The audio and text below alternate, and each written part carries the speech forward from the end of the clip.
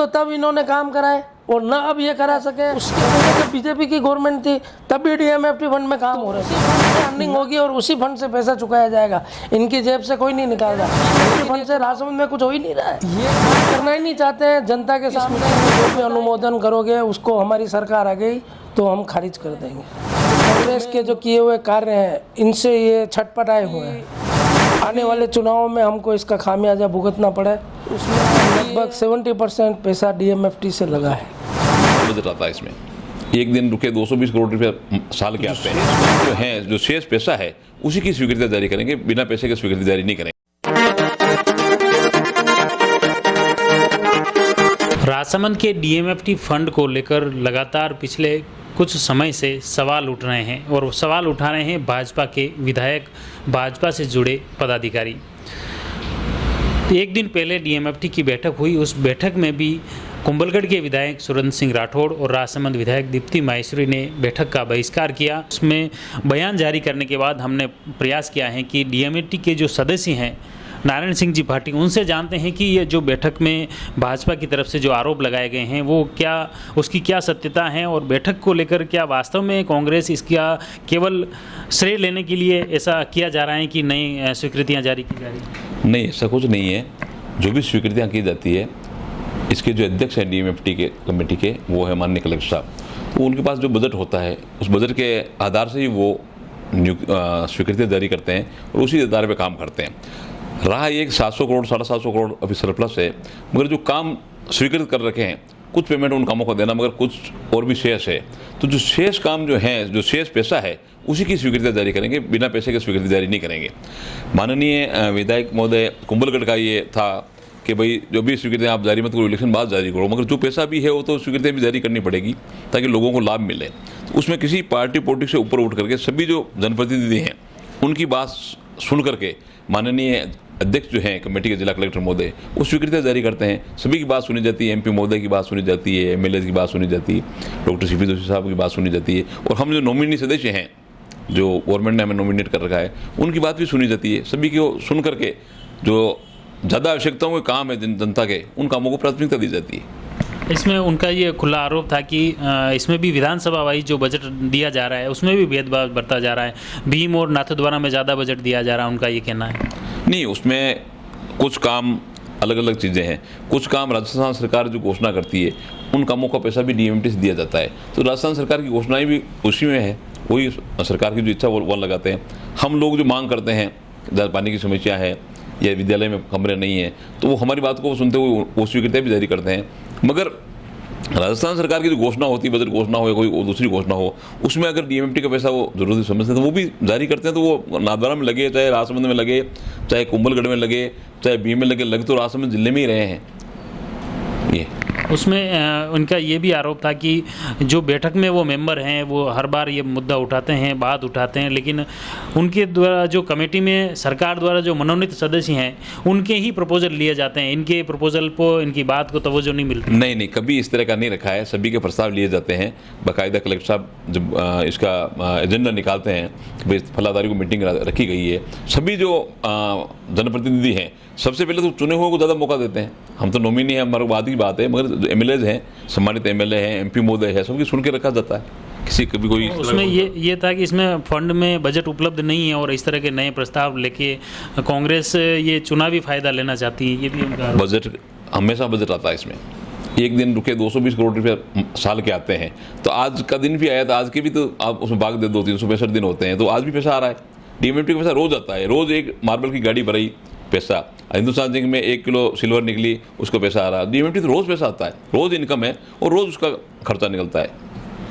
चलो, ये जैसे मुख्य रूप से उनका ये कहना का था कि विधानसभा चुनाव आ रहे हैं और चुनाव को लेकर इस तरह से धड़ाधड़ स्वीकृतियां जारी करके चुनावी फायदा कांग्रेस लेना चाहती है। इस पर आपका क्या? नहीं, ऐसा कुछ भी नहीं है। आज एमपी महोदय का पूरा जिला उनका है। आज मान लो भीम में स्वीकृति जारी हो या नाथद्वारा में हो या राजसमंद में हो, कुंभलगढ़ हो, तो वो तो पूरे संसदीय क्षेत्र उनका क्षेत्र है, तो उनको कोई दिक्कत है नहीं। अब चूँकि चुनाव नज़दीक आ गए हैं तो एमएलए जी दर्शाना चाहते हैं कि भाई हमारे क्षेत्र में इस कारण से नहीं हुआ, उसका विरोध करने वाली बात है कि चुनाव आ गए हैं।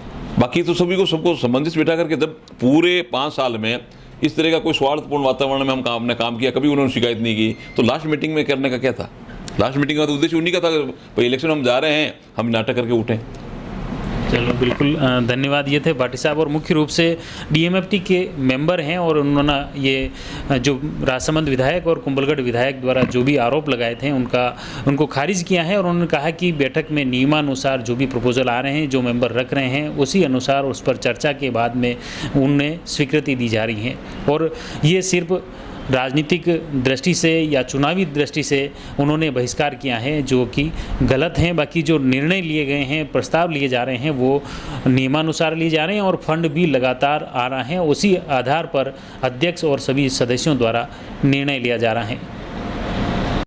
कांग्रेस के जिला महामंत्री गोविंद जी सनाडी हमारे साथ में हैं। गोविंद जी, ये डीएमएफटी को लेकर जो विवाद चल रहा है, ये क्या विवाद है? उनका मुख्य रूप से जो राजसमंद विधायक और कुंभलगढ़ विधायक ने आरोप लगाया है कि इसमें अनियमितता बरती जा रही है, बजट नहीं है, फिर किस आधार पर स्वीकृतियाँ निकाली जा रही हैं और चुनाव को लेकर निकाली जा रही हैं, तो क्या है?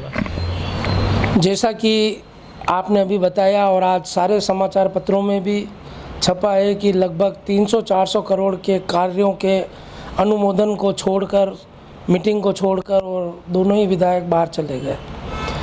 सभी को मालूम होगा और नहीं मालूम है तो मैं बताना चाहता हूँ कि डीएमएफटी कमेटी में ज़िले के चारों ही विधायक, हमारी सांसद महोदया और सरकार की तरफ से जो मनोनीत किए हुए प्रतिनिधि हैं, उसमें हरि सिंह जी राठौड़, देवकी नंदन जी गुजर, नारायण सिंह जी भाटी, लक्ष्मण सिंह जी रावत और कैलाश जी मेवाड़ा, ये 5 लोगों को सरकार के द्वारा इस कमेटी में लिया गया है। पिछले 5 वर्षों से जितने भी विकास के नए नए आयाम राजसमंद जिले में स्थापित हुए हैं, उसमें लगभग 70% पैसा डीएमएफटी से लगा है। 5 साल ये मीटिंगों में जा रहे थे, बराबर मीटिंग अटेंड कर रहे थे, सभी कार्यों का अनुमोदन कर रहे थे। अब चूंकि चुनाव आ गए हैं और ये लोग देख रहे हैं कि अगर कांग्रेस के राज में इतना कार्य होगा, जो हुआ है और भी होने की अभी घोषणाएं होने की तैयारी है, तो ये लोग देख रहे हैं कि ऐसा ना हो कि आने वाले चुनावों में हमको इसका खामियाजा भुगतना पड़े, क्योंकि ये जो कांग्रेस के जो किए हुए कार्य हैं, इनसे ये छटपटाए हुए हैं। अभी आपने देखा होगा कि जब ये कल आपने जो इंटरव्यू लिया था उसमें भी मैंने सुना था, और ये जब मीटिंग से छोड़कर उठे तब ये एक बात कह के निकले थे दोनों ही विधायक कि तुम इस मीटिंग में जो भी अनुमोदन करोगे उसको हमारी सरकार आ गई तो हम खारिज कर देंगे। तो मैं इन दोनों ही विधायकों से पूछना चाहता हूँ कि क्या ये चिरंजीवी योजना को खारिज करेंगे? क्या ये 40-40 हज़ार के गायों का जो बीमा हमारी सरकार कर रही है उसे खारिज करेंगे? मुख्य रूप से इनका जो सवाल था, और जैसे कुंभलगढ़ की बात करें तो कुंभलगढ़ में डीएमएफटी के तहत ही वहाँ बेड़ज का नाका परियोजना थी बड़ी, उसके लिए बजट स्वीकृत हो गया, वर्क ऑर्डर हो गया और उसके बाद में वो प्रोजेक्ट 2018 में कांग्रेस की सरकार आने के बाद रुका, अटका या निरस्त हुआ। तो इसका जवाब वो खुद उस कमेटी में है। पिछले 5 साल से वो कह रहे हैं कि इसके लिए मैं कई बार आवाज़ उठाता रहा लेकिन सुनवाई नहीं होती, न वो आगे बढ़ा। ये सब जनता को मूर्ख बनाने की बात है। वो ये देख रहे हैं कि अगर कांग्रेस की गवर्नमेंट में ये काम हो गए तो हम क्या जवाब देंगे जनता को? इसमें अभी ये भी तो है कि जैसे जितने भी कार्य स्वीकृत हुए हैं उसमें करीब 80 करोड़ का पहले से ही लाइबिलिटी बनी हुई है, तो फंड तो है ही नहीं बजट, फिर नए प्रस्ताव का क्या उचित? नहीं, आपको मालूम होगा गवर्नमेंट जितने भी प्रोजेक्ट लेकर आती है उसका एक तरीका होता है, उस काम को अंजाम तक पहुंचने में जो सरकारी प्रक्रिया होती है वो प्रक्रिया करने में टाइम लगता है। डीएमएफटी फंड जो है प्रतिदिन राजसमंद में जो इसका पैसा पूरे राजस्थान में जो आता है, सबसे अधिक पैसा राजसमंद को मिलता है, क्योंकि माइनिंग का काम यहाँ पर है और माइनिंग से एक डीएमएफटी फंड अलग से जो बनाया है और उसमें ये प्रावधान रखा गया है कि जिस क्षेत्र से पैसा आएगा उस क्षेत्र में अधिक से अधिक पैसा, वो पैसा उन्हीं के क्षेत्र में लगाया जाएगा। तो क्योंकि डीएम उनका यही तो आरोप है कि समान रूप से चारों विधानसभा में पैसा नहीं जा रहा है, अलग अलग। मुख्य रूप से उनका ये भी खुला आरोप है कि नाथो द्वारा और भीम में ज़्यादातर पैसा गया, ज़्यादातर बजट गया। आपने अगर कवर किया हो डीएमएफटी फंड की मीटिंग को कभी भी, तो आपने देखा होगा मुश्किल से 1 या 2 बार भी सीपी जोशी साहब नहीं आए होंगे उस मीटिंग में। ये लोग हर मीटिंग में आते हैं, ये काम करना ही नहीं चाहते हैं जनता के सामने। इनको पता है कि अगर अभी इस कार्यकाल में काम होगा, जैसे कि हमने 80 करोड़ रुपए का बजट अभी नहर चौड़ी करने के लिए डीएमएफटी फंड से हमने राजसमंद को दिलाया है, तो ये क्योंकि इसका प्रचार प्रसार होना शुरू हो गया है, कांग्रेस गवर्नमेंट में खारी फीडर चौड़ी की जा रही है, तो ये बीजेपी वाले उसका भी प्रचार करते हैं कि ये तो हमारी विधायक मीटिंग में जाती है और उसने वहाँ पे ये मुद्दा उठाया इसलिए ये बन रही है। एक तरफ तो आप ये कहते हो, दूसरी तरफ आप ये कह रहे हो डीएमएफटी फंड से राजसमंद में कुछ हो ही नहीं रहा है। दोनों ही बातें यही लोग कर रहे हैं। तो जनता मूर्ख नहीं है, जनता सब समझ रही है और इस तरह मीटिंगें छोड़कर और भाग रहे हैं। इससे ये तय है कि इनको अब की बार विधानसभा क्षेत्र भी छोड़कर भागना पड़ेगा। तो अभी क्या लग रहा है, ये विधानसभा चुनाव को लेकर ही ये सब घेमा घेमी चल रही है क्या? जैसे बीजेपी के जो विधायक हैं उन्होंने भी खुला यही कहा विधानसभा चुनाव का श्रेय लेना चाह रही है कांग्रेस, और आपने भी यही कहा है कि नहीं अभी ये चुनाव को लेकर ऐसे कर रहे हैं, तो ये क्या है? मैं ये कह रहा हूँ 5 साल से काम तो डीएमएफटी में हो ही रहा है। राजसमंद में जितने अभी मेरे पास आंकड़े नहीं हैं क्योंकि मैं उस कमेटी में नहीं हूँ, लेकिन अगर मैं उस कमेटी में होता तो अभी आपके सामने सारे आंकड़े रख देता कि राजसमंद जिले में कितने 5 साल में लगभग अरबों में काम हुआ है, अरबों का काम हुआ है। 80 करोड़ मान लो बाकी भी हैं, तो उसी फंड से अर्निंग होगी और उसी फंड से पैसा चुकाया जाएगा। इनकी जेब से कोई नहीं निकाल रहा है। लेकिन ये चुनाव को देखते हुए ये नाटक कर रहे हैं। हम तो 5 साल से कर ही रहे। उसके पहले जब बीजेपी की गवर्नमेंट थी तब भी डीएमएफटी फंड में काम हो रहे थे, न तो तब इन्होंने काम कराए और न अब ये करा सके, और ये केवल जनता को मूर्ख बनाने के लिए अनर्गल बातें कर रहे हैं। इसका प्रभाव जनता में निश्चित रूप से पड़ेगा। गोविंद जी सनाडी, और मुख्य रूप से जो डीएमएफटी को लेकर हमेशा सवाल उठते रहे हैं, निश्चित तौर पर अगर डीएमएफटी का पैसा देखें तो राजस्थान में सर्वाधिक राजसमंद में है, और राजसमंद के इसी वजह से राजसमंद के चारों विधानसभा में या पूरे जिले भर में विकास कार्य भी हो रहे हैं। लेकिन एक बात मुख्य रूप से ये जरूर सामने आई है कि जो कार्य स्वीकृत हैं वो कार्य लंबित भी लंबे समय से हैं। इसकी मॉनिटरिंग करने की ज़रूरत है प्रशासन को और क्षेत्रीय जनप्रतिनिधियों को, ताकि ये जो लंबित कार्य हैं उसकी सख्त मॉनिटरिंग हो और वो कार्य पूर्ण हो और उसका फ़ायदा जनता को मिल सके। आप जुड़े रहिए जयवर्धन न्यूज़ के साथ। धन्यवाद। The Maruti Nandan grand, Nathdwara स्थित एकमात्र ultra luxurious 5 star hotel. Rajsamand जिले की एकमात्र 5 star hotel the Maruti Nandan grand में भोजन की स्वादिष्ट थाली अब सिर्फ 290 रुपए में।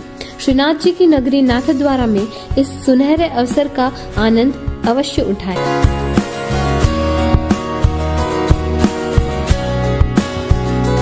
मारुति नंदन ग्रैंड, थिंक नाथद्वारा, थिंक नंदन ग्रैंड।